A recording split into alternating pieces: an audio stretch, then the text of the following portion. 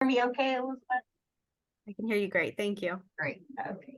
So my name's Jess Johnson. I'm going to present a quick case that we had on OPAT recently while everyone's kind of logging on. So this is a common problem that I encounter as the OPAT director. So 54-year-old woman has a past medical history of a couple chronic conditions, but was on cefazolin IV for an MSSA hardware-associated infection. And on her weekly labs, had an AKI with a creatinine of 1.96. So kind of pertinent past history. So she had been in a motor vehicle accident in October of 2023, which resulted in multiple fractures, including this left ankle trimalleolar fracture, and underwent an ORIF of her left ankle. Her post-op course was really unremarkable. She was discharged home. And then about 5 months later, so around February, she began experiencing yellow drainage from her left ankle surgical wound and reported some subjective intermittent fevers and chills. She was seen by orthopedics, and her x-ray showed that her hardware was all well aligned. She had healed. But as you can see, so these pictures show the first one is around January, and then even just a couple weeks later in February, you can see this pustular drainage coming from her surgical site. So after she saw orthopedics in the outpatient setting, she was admitted, underwent surgery with hardware removal. Importantly, all antibiotics were held. She wasn't given anything by mouth before coming in. And it wasn't until ID Sollers post-op, when her cultures grew 2 strains of MSSA, that she was started on cefazolin 2 grams Q8. Only other important note is that all of her hardware was removed, and she was discharged on post-op day 4. Only real big hospital problem was she had some chronic anemia, and her hemoglobin did go down a little bit, so she got a unit right before discharge. Now, as you can see, Elizabeth's showing past medical history, not too many things. Hypertension, CAD, no stents, COPD, but just used albuterol every once in a while, and then this chronic anemia. Her surgical history I have there, but mentioned the more important or kind of acute things, which was that she had this ORIF of her left ankle in October, and then just underwent hardware removal for an infection. And medications wise, this is one intervention we do on OPAT. So looking at her discharge summary, there was an error. She was on those lisinopril HCTZ combo pills and was told to take 2 tabs instead of 1. Also was on metoprolol, but otherwise, no medication changes except for the cefazolin in-house. Allergies, she had a very remote history of rash on penicillins, but had gotten cefazolin peri-op before, back in October. Like I mentioned, discharged home with home health, was administering her own IV antibiotics. And I already mentioned her micro, which just showed 2 strains of MSSA. All other cultures were negative, and blood cultures were negative too.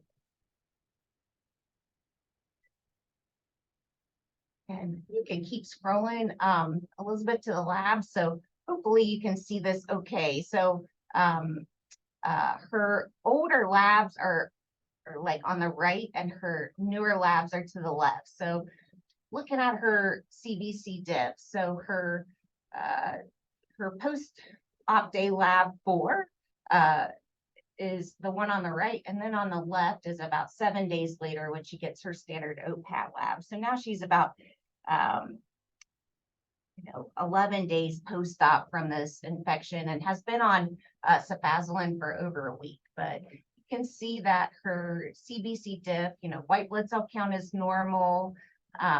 It is showing a mild eosinophilia, of 6%. ANC is normal, so her PMN of 5,800.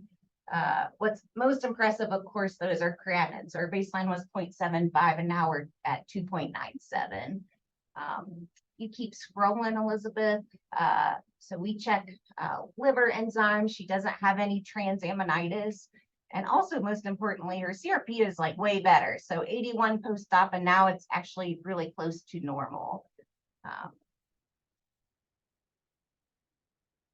So anyone have any questions so far, or want to summarize the case, or point out anything that I might have, missed on discussion?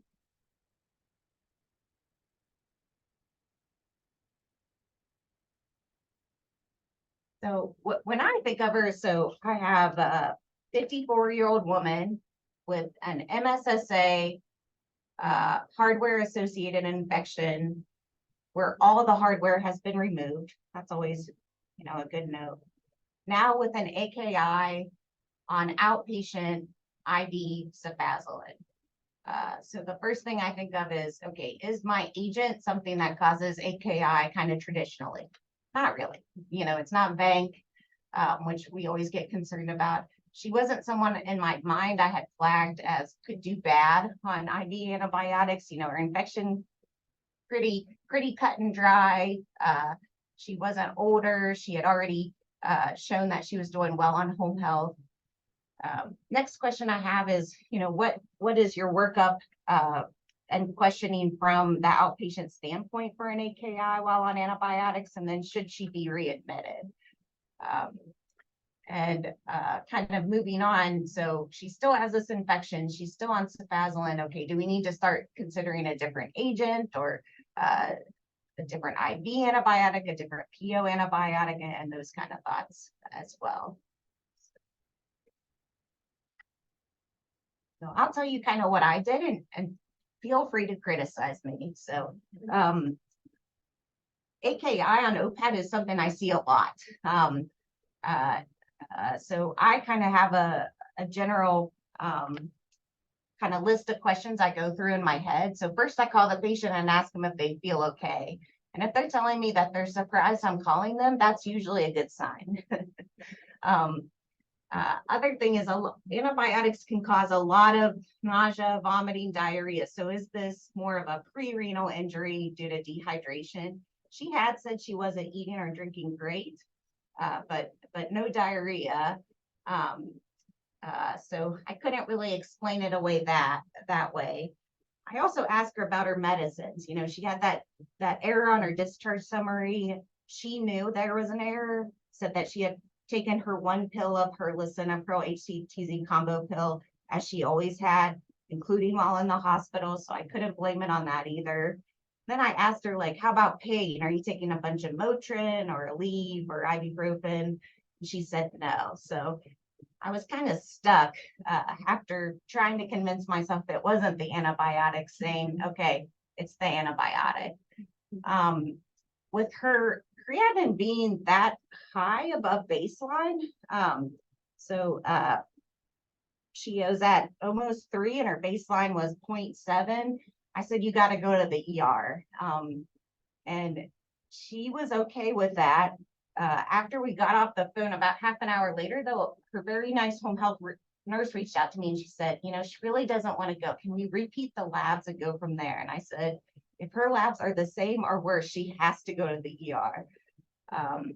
And they were better, but not great. It was down to 2. The other point I wanted to make is, anytime there's even a little question, it could be the antibiotic, I tell the patient to stop. So she had stopped the antibiotic, gotten a repeat lab with her creatinine being 2. Just after our conversation and knowing how reliable and things like that, we decided it was okay to hold off on going to the ER, mostly because her home health nurse was awesome and said she could get me another set of labs the following day. Which actually showed significant improvement too. My thought though, was could this be an acute interstitial nephritis? Possibly. I mean, it's kind of early, but she's had Spazolin before. She had that little eosinophilia. You know, the triad that we think of is only 10% with the rash, fever, and AKI. So I couldn't contribute it to anything else. I hated to continue the IV antibiotics knowing she was doing so well otherwise. So what we did was go to cefadroxil, 1 gram BID. And some might think that's a little odd to go from a cephalosporin to a cephalosporin, but I got out my handy dandy beta-lactam cross-reactivity chart that I should have memorized, but do not. And there was no interaction, so we went that way. We work a lot with teams, so this was not just my plan. This was the plan that I talked to multiple times with Mira and Amy, my pharmacist, with Joy on COPAT, who arranged for follow-up the patient. So we all kind of worked together and put our heads together. So I have to admit, I was lucky. I wasn't losing sleep by the second day of this patient's AKI with her not being in the hospital, just knowing that I had a lot of support going forward and that we were all kind of on the same page and had the same thoughts. But I thought it was an interesting case. Thank you so much. Great job as usual, Jessica. She comes up with great questions. Does anybody have any comments or seen anything similar? We use a lot of cefazolin for MSSA. How often do we see this? Possible acute interstitial nephritis with cefazolin. I'd say not much with cefazolin. I track the adverse events for OPAT with cefazolin, not common. Like I don't say just a couple of times. Yeah. Severity. More often we would see it than oxacillin. I can kind of hear you guys, Mira. Just might have to speak a little louder for the group. I apologize, but thank you so much. Yeah, definitely. The question was how often do we see acute interstitial nephritis with cefazolin? And I actually track all the adverse effects for OPAT, and we don't see it that often. I would say we probably have seen it a couple times. We see that a lot more with oxacillin or nafcillin, so less common with cefazolin. Thank you so much. There is a question. Did you add cefazolin as an allergy? So I did, yeah. I know we talked a little bit about that last time. To me, an acute interstitial nephritis is pretty hard for me to ignore, especially knowing, you know, next time that she's exposed and how high her creatinine went. For me, that was enough to add it, yeah. I did put a little comment though that she had tolerated cefadroxil, so. Thank you very much. Thank you for the question.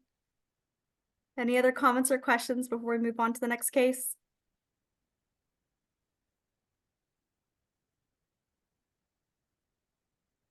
All right, gave it that echo pause. Joy, did you want to go ahead? Jacobs. To Jacob. That's All right, okay. Jacob, are you ready?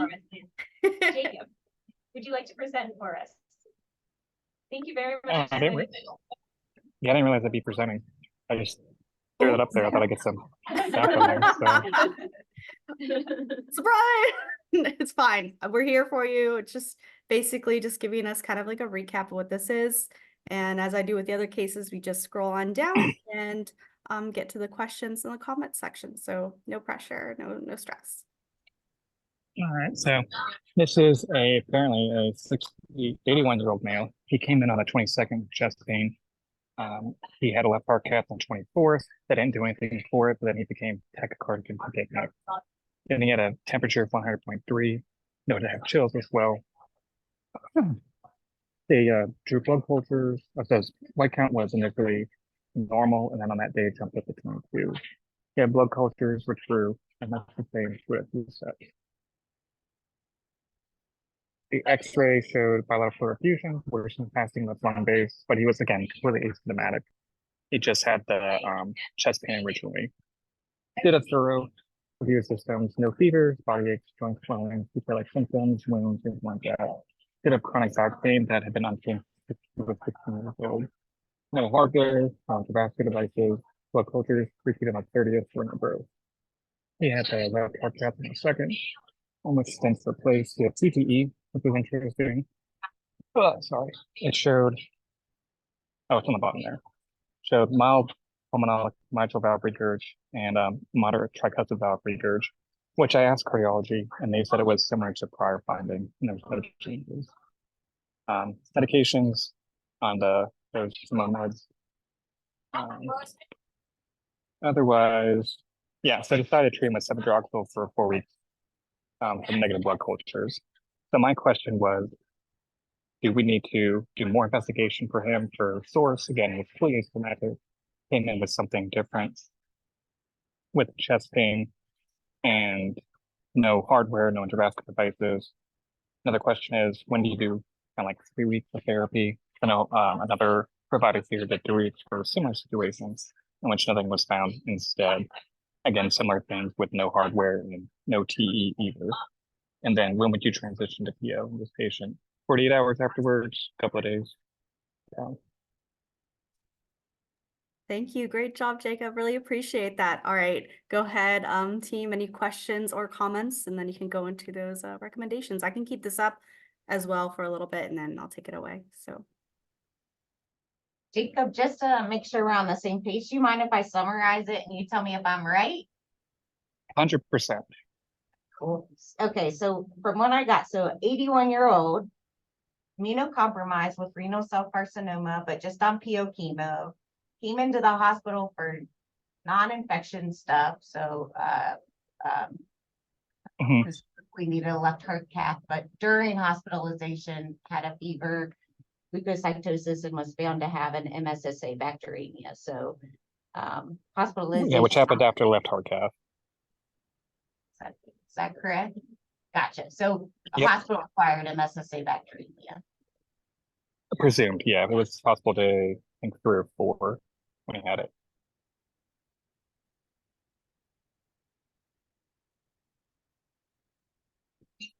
So I think you went through a lot of the questions that I would have. So, does he have hardware?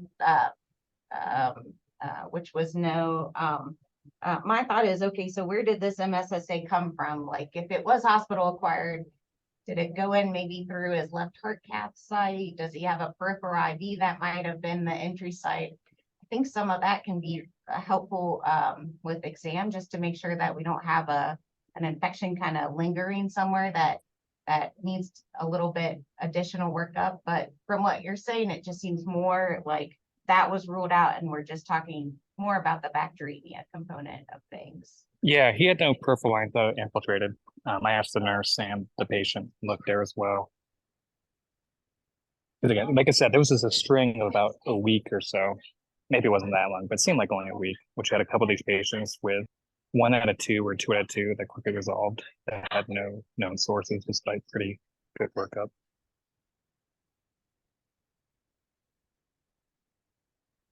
So I guess one question for the group is, would you have gotten a TEE before finalizing the plan? Because again, he really didn't meet the criteria for it. Your just blood cultures quickly, right? They were just positive Mhm, on the yeah. here that as soon as they were repeated. So Yep. Within 48 hours. would not have done a TE.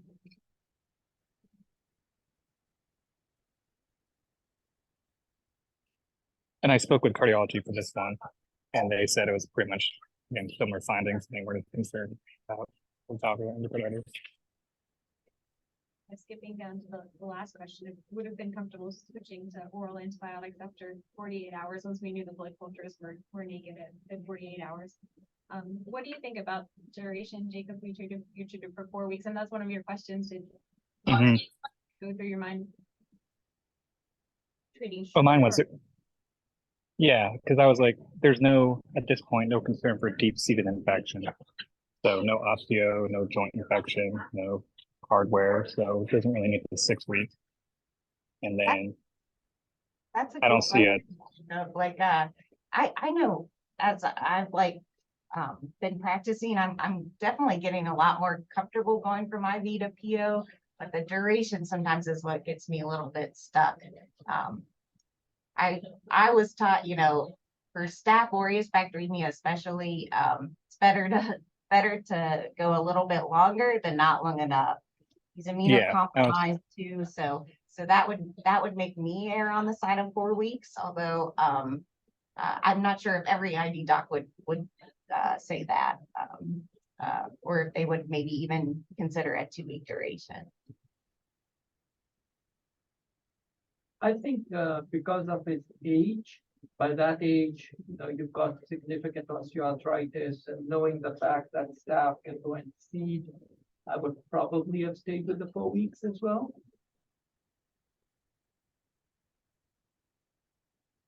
When would you consider, let's say this was, 40 or 50-year-old, no immunocompromised, would you then still stick with 4 weeks, or that'd be? Depends how my joints are feeling that day, right?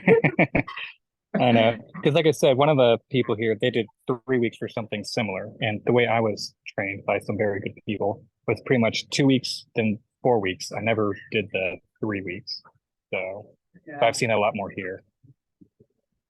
But I guess you're highlighting the fact that we are all practicing a little arbitrarily based Yeah, on our mhm. own training and experiences, and 3 weeks is probably okay. 2 weeks is probably where some of us would get nervous and watch him carefully, make sure he doesn't relapse after that. Somewhere in the 2 to 4 weeks time frame is reasonably evidence-based. Okay, that helps a lot. Great. Thank you guys so much for the You have treated him with oral antimicrobials before joining ECHO?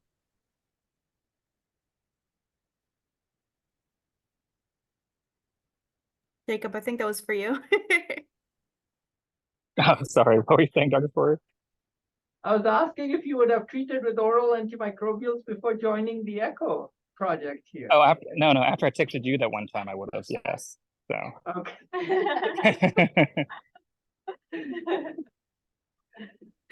Great. Thank you so much. Do you have any other further questions before we move forward, Jacob? No, that helps a lot. Great. I'm glad to hear it. For choosing Cephodroxil. Yeah, it's awesome too. We Oh, agree. no, I actually got our pharmacies run out of Cephodroxil because they order it so much. So I'm like, all right, guys, gotta get it up. So, yeah. Got a bottle stashed away. Yeah. I did like that in the case because it's awesome. That was like one of my favorite things I read in the case, Jacob. So thank you so much. All right, I'll go ahead and go on to Joy's case. Give me one moment as I share it. Thank you. Of course. Can you see that okay? Yes. Scroll down, I'll go to the HPI. Perfect, thank you. Great, same with our COPAC case. This patient is a 68-year-old male, underlying diabetes, admitted to Ruby August 22nd to August 30th. An infected diabetic sharp out right foot with MRSA bacteremia.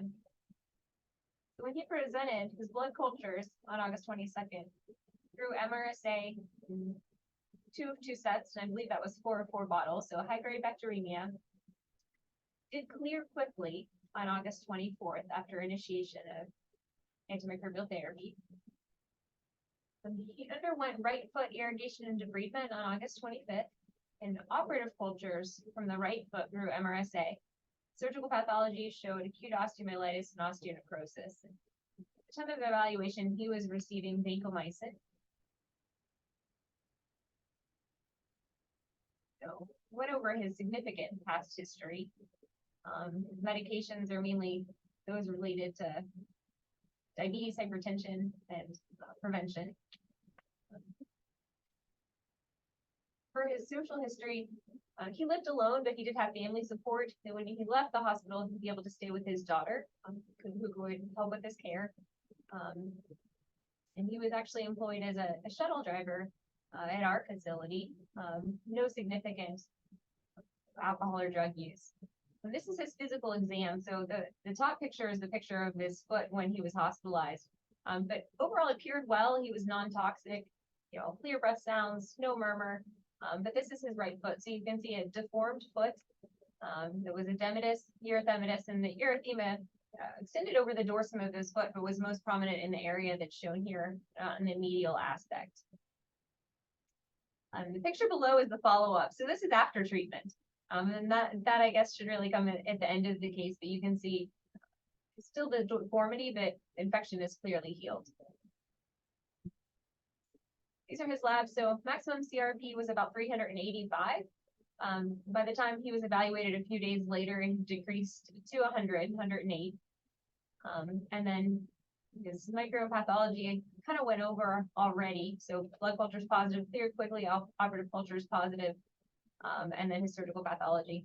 And then this was his imaging. So kind of obtained pre-operatively. It did have nuclear infection imaging concerning for a necrotizing skin soft tissue infection, mainly. A transthoracic echocardiogram didn't show any evidence of endocarditis, and then had a CT scan of the right foot. It showed kind of destruction consistent with Charcot arthropathy, and then kind of diffuse edema, soft tissue wear, and necrotizing soft tissue infection. So really he had a necrotizing or a severe limb-threatening skin soft tissue infection in the right foot that then seeded the Charcot foot. And he had a peripheral IV line. So we can go back up to the top and tell you what we had proposed.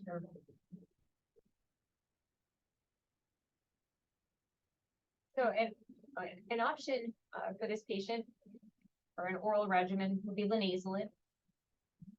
And that's because it has good MRSA coverage. It also has very good skin and soft tissue penetration. So for these types of infections, linezolid on the oral side, and then even daptomycin on the IV side, it's much better skin soft tissue coverage or penetration than vancomycin. And then linezolid has high bioavailability, about 100%. I'm going to go back down to the questions. So here, just a few questions. So how would you summarize this case? Kind of like a one-sentence summary. How comfortable are you with early IV to oral antimicrobial transition in this patient? When would you transition? And then which oral antimicrobial would you choose? And how long would you treat? Thank you so much. And you can put those in the chat. You know, if you want to summarize, it'd be great. If you want to unmute and summarize this case for us, raise your hand. And if you want to answer number 2, how comfortable are you? You can put that in the chat for us just to get a gauge of how you guys are feeling.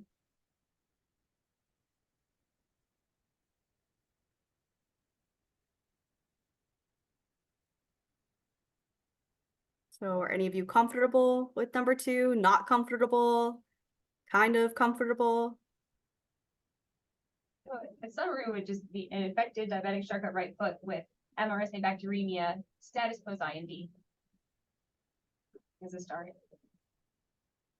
Yeah, with acute osteo. So I'd be okay switching to those earlier. What was the MRSA resist anything? No. No resistance. Yeah, I would not do linezolid because the longer treatment course for it. We don't have a good COPAT program here. So I'd be worried about labs and things like that. But I think like your Bactrim or Yeah, I think that's a good point, Jacob. I mean, so would a few weeks of daptomycin and then a few weeks of linezolid be wrong? No, and you know, as you get more and more comfortable making these switches too, sometimes like doing that, like IV induction and PO transition, I think can be really appropriate as well. And to me, you're highlighting the main point. OPAT program is not just IV. OPAT program is not just PO antibiotics. It's really the safety of monitoring.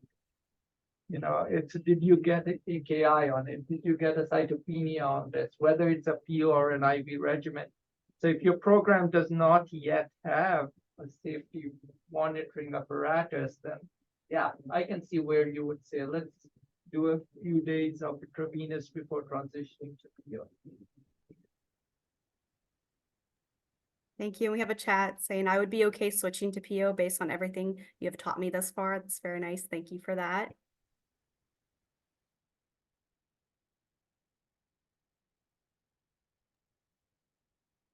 Ended up switching him to linezolid, and he completed the last 40 days of a total 6 weeks of antimicrobial therapy with linezolid. So transitioned him 2 days post-operatively. And for the duration, his CRP remained just slightly elevated, so we extended him to 6 weeks. And at the end of the treatment, CRP had come down to 9, so almost normal. But was kind of right on the fence, and with his diabetic Charcot foot that just had an IND, opted to transition to doxycycline, kind of used as an oral suppression. But he continued to do very well. CRP normalized at 8. He did get a new diabetic left foot infection, kind of a few months later, that he ended up having addressed with surgery. So had seen him for 3 months, and then even later, about 5 months post-operatively from the right foot, and continue doing very well. With the debridement, was there any thought of doing a shorter course, like 4-ish weeks? I think we had To get more initially source control. planned for 4 to 6 weeks, but because his CRP hadn't normalized at the end of 4, they went ahead and gave him the full 6. But yes, there's definitely thought of it. Gotcha. Thanks. And he was someone, you made a good point, for using antibiotics, linezolid, for long duration.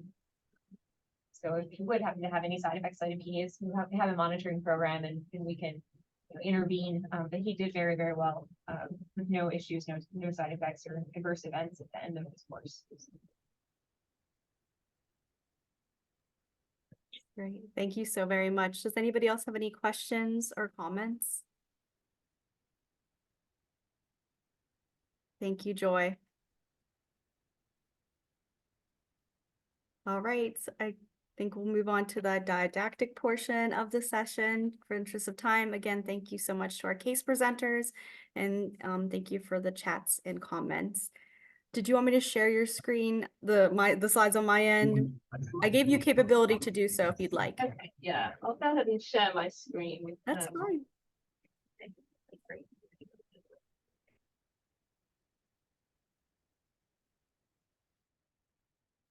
Here's this one right here. Yeah.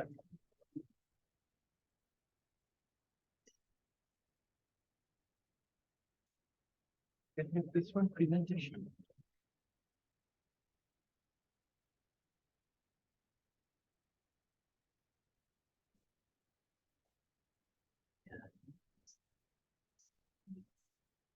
Click the top, the left, yeah, the signal right here.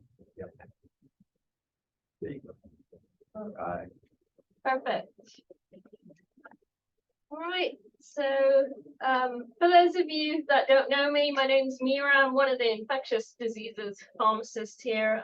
I helped start the OPAT program here, and currently I'm rotating through COPAT and helping out with our COPAT patients. But since there's a COPAT patient on linezolid, I thought it would be good to tie in talking about a study about linezolid, and something that doesn't get spoken about often is linezolid therapeutic drug monitoring. So I thought that this would be a good opportunity to talk about that, because it may be something coming in the future.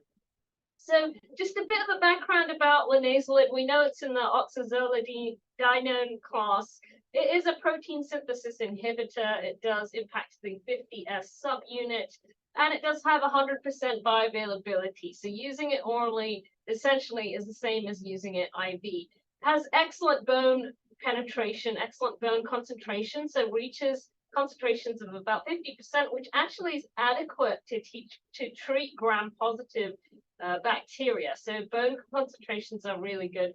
The standard dose is 600 milligrams twice a day. So this was the dose that was studied when it was approved. And actually, if you take a look at the package insert, it says that the standard dose is 600 milligrams twice a day. Now, the thing is that this drug was studied in healthy volunteers. There really weren't that many patients with renal dysfunction or other comorbidities. So as we end this presentation, you'll kind of see maybe one size doesn't fit all, but we'll kind of talk about that in just a second.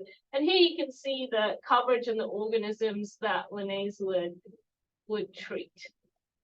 Okay, so talking about adverse effects. So the most common adverse effects are listed here, or the ones that people would take the most seriously. Now, these adverse effects typically are dose and duration dependent. And I was really looking up the incidence of thrombocytopenia and anemia, because I know that within our COVAT program, I've heard that we really haven't seen that many thrombocytopenias, but this is something that everyone's always afraid of, and they kind of get afraid to use linezolid for more than 2 weeks. So I looked up as many studies as possible. I saw a wide range of incidents, so anywhere from 4% to 17% to 44%. So it was really just across the board is what I saw. Thrombocytopenia typically is reversible. So when you stop the antibiotic, after a few days or so, about a week, it will resolve and the counts will come back up again. Peripheral neuropathy, this is more commonly related with longer durations. So like 6 months, 12 months. Usually this is if you're treating TB or something like that. So really for COPAT, we're not going to be treating anyone for 12 months of linezolid. So I don't want to focus in on that too much. Peripheral neuropathy can be irreversible. So that is just something to keep in mind. And then optic neuritis also can be another adverse effect. Less common, and that sometimes can be reversible as well after stopping the offending agent. So the first study I wanted to highlight here is published last year, but it's looking at the prolonged use of linezolid in bone and joint infections. And this was a retrospective review of adverse effects. So this was a single center retrospective study. The study period was from December 2013 to January of 2020. So definitely a long study period, lots of examples to look at within that time frame. The inclusion criteria, they were looking at adult patients with bone and joint infections. So this included osteo plus joint infections as well. And patients were receiving linezolid, the standard dose, 600 milligrams twice a day, up to 12 weeks. So anywhere up to 12 weeks. People who are excluded from the study were patients who had a planned duration of less than 4 weeks. And if the linezolid was discontinued due to a reason that was not an adverse effect, they were excluded as well. So they're really just looking at linezolid discontinuation due to adverse effects. The primary outcome was looking at the rate of early discontinuation due to adverse drug events. Secondary outcomes looked at tolerability in patients treated for 4 weeks or more, and then discontinuation for non-ADE reasons as well. So this flow chart summarizes things nicely. So they had 143 patients who did receive a linezolid prescription. Of those patients, 78 of them had an intended use for greater than 28 days. So basically 4 weeks or more. If you take a look at the left branch here, you can see that 58 of those 78 completed the treatment as planned. So that's 74% of patients. They were getting linezolid for more than 4 weeks, and they were able to complete that as planned with no adverse effects, no discontinuations. If you look on the right-hand side, though, you can see 26% or 20 patients had an early discontinuation. 11 of those 20, they had to have a discontinuation that was within 28 days. But 9 of them, it was after 28 days. So I went to the supplementary index because I was really curious to see why were these patients discontinued for their linezolid. And this graph here actually has all 20 patients. And it lists what the reasons were for early discontinuation. And I specifically highlighted those that had some type of myelosuppression or cytopenia. And you can see of the 20 patients, there are only 4 that either had anemia or pancytopenia. And if you take a look at the second column, that has the duration. So that has the duration in days of what time during their course did they develop the pancytopenia or anemia. Most of the adverse effects you can see, it looks like malaise, it looks like GI intolerance, diarrhea. So these really aren't life-threatening adverse effects. And Joy brought up a really great point the other day, is that we have these OPAT and COPAT programs so that we can actually detect these cytopenias, so we can stop it and do an adjustment before anything bad happens to the patient. So I thought that it was really interesting that the incidence of these cytopenias were quite low despite the long durations of therapy. So the key findings from this study is that most of the adverse events occurred within 28 days. They found that after 28 days, so between 28 days and forward, there were less likely to be adverse effects. But the most common adverse effects were GI intolerances and malaise. So again, really non-life-threatening adverse effects. There were 4 cases of myelosuppression, but these were able to be detected before it became life-threatening. 1 patient did require a blood transfusion out of the 4. Overall, they noted low nervous system toxicities, and this is really congruent with this. We really see this with months and months of therapies, not durations that we see in COPAT. They did find that discontinuations were more related to patients who had an older age, had a lower white blood cell count at baseline, and who had impaired kidney function at baseline as well. So what I want to talk about a little bit is linezolid pharmacokinetics. So we talked about, is linezolid one size fits all? Well, there have been several studies looking at linezolid pharmacokinetics, and what has been found is that there is definitely a huge variability, up to 20-fold difference in exposure in patients who take linezolid. So even though there's a standard dose, 600 BID, that exposure that patients get out of that can vary significantly. In terms of its ideal pharmacokinetics, pharmacodynamic properties, several have been proposed. So some papers propose that reaching an AUC over MIC of 80 is the gold standard. Some recommend getting a time above the MIC between 85 to 100%. Some of these things are hard to calculate, hard to measure. So a surrogate marker for that has been described in the literature, which is a linezolid trough. So the trough is obtained typically after 2 to 3 days of treatment. That's when you're at steady state. And the goal is between 2 and 8. So if you have a trough less than 2, there's a high chance that you're not achieving bacterial killing. And if you have a trough greater than 8, there's a 50% chance that your patient will become thrombocytopenic with that. So this has been described in the literature. It's not something that we currently do in practice, but I think as we start doing more and more COPAT, we may see levels needing to be drawn.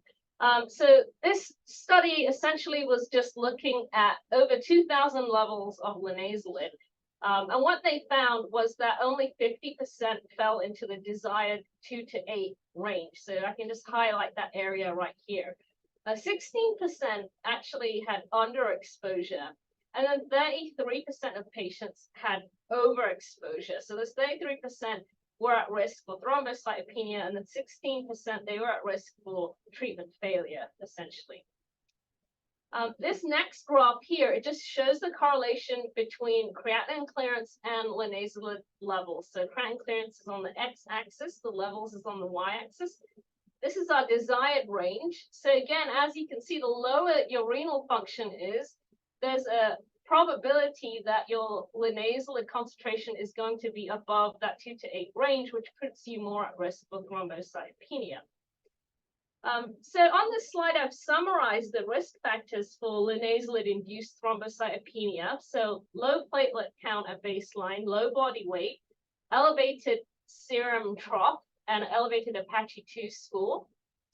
Risk factors for subtherapeutic linezolid concentrations are also listed. So patients who have augmented renal clearance, obesity, patients with obesity as well, they may be clearing the linezolid and may have lower serum concentrations. And then for supratherapeutic concentrations, you can see there's renal dysfunction, critically ill, hepatic dysfunction, advanced age. So all of these things can be considerations here. So there is a proposition, and a panel of experts actually got together and released a paper, and they actually do recommend therapeutic drug monitoring for a select proportion of patients, and those patients are listed here. So elderly, renal insufficiency or augmented clearance, obese patients, patients with class C liver cirrhosis as well, and then the critically ill.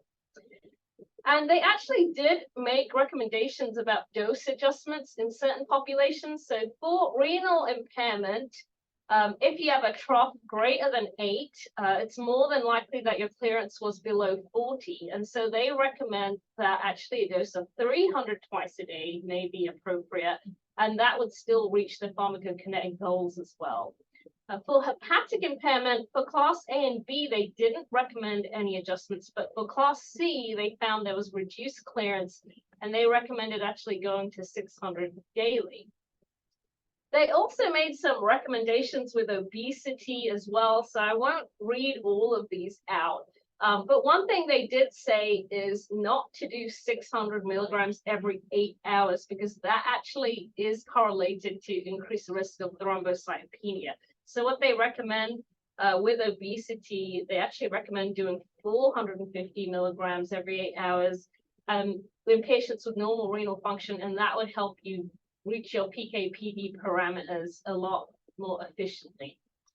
But like I said, this hasn't really been widely done currently. They're doing it in Europe and some other countries. Some considerations for us are the formulations. So currently linezolid is an unscored 600 milligram tablet. So it kind of makes it hard to get a 450 milligram dose or a 300 milligram dose from that.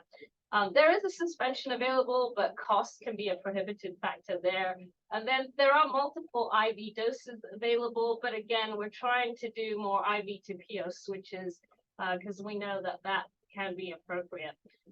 There are only certain labs offering to do linezolid testing as well, so it would be a send out test. It takes anywhere from 1 to 10 days to come back, but I have listed the labs that currently do run linezolid levels in the United States. So my main points for presenting this is that I think we haven't seen a lot of thrombocytopenia, and I think there's a certain patient population that is at a higher risk for that. So I don't think blanketly, we're always taught like, oh, no more than 2 weeks and be aware of the thrombocytopenia, but I think it's really specific patient populations that carry the risk for that. The other thing is that I think TDM will probably be something in the future, just as more of these studies get published and more data comes out about it. But that is all that I had. If anyone has any questions, feel free to ask.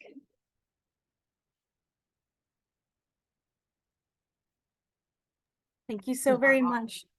Go ahead. That was really cool, Mir. I know, like, for a lot of my patients, I'm going from IV to PO, and I've seen a lot of the GI intolerance. So sometimes what I'll do is if I'm switching from Bank to linezolid, but they're on like multiple antibiotics, like they're on Bank and cefepime, I'll just start with Bank to linezolid to make sure that they tolerate it, and then kind of cut back off on that cefepime, just so I'm not removing a line and then kind of scrambling if they have side effects, but just kind of a side note.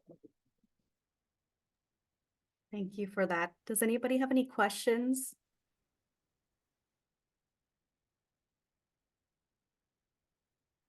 Your point, I think obviously if we can simplify regimens instead of doing the 3 agents, or there's certain medications that we find patients don't tolerate as well. Right? Yeah. Like metronidazole. So Yeah, there's a exactly. combination that includes anaerobic augment and moxifloxacin, Right.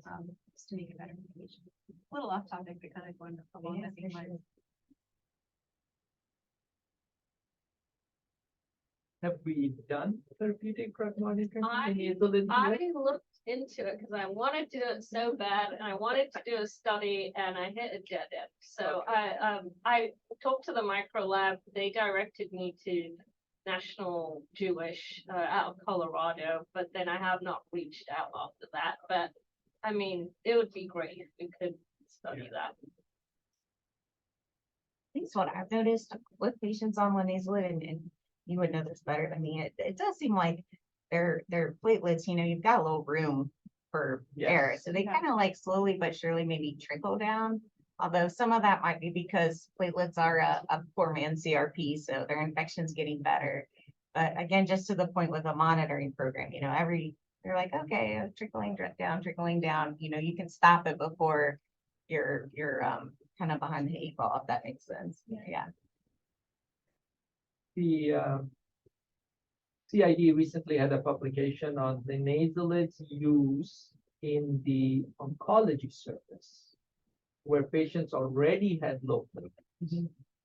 And they followed patients with platelets below 50,000 that were starting linezolid and actually found that over time their platelets went down as their oncological conditions were. So we have this fear that linezolid is going to cause thrombocytopenia. We probably don't even think of it in the patient who already has thrombocytopenia for whatever reason. And I wonder, based on the literature, if we are kind of keeping away a potentially good therapeutic arm from this patient population. So safety program monitoring is all. I mean, that's it. If you are going to tell me that you are going to reliably check once a week or twice a week labs on this patient, it opens up for us the opportunity to use the linezolid even in the patient with prior thrombocytopenia.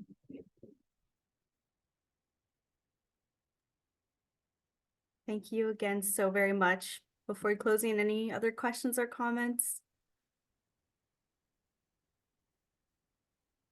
Well, we really appreciate everyone's time. My only announcement is I'll send you more information on the upcoming session in May. Looks like we might have to change it to a Monday just for that session, but I will reach out getting closer to that time. And I just hope you guys have a wonderful rest of your April. Thank you. Thank you. Thank you.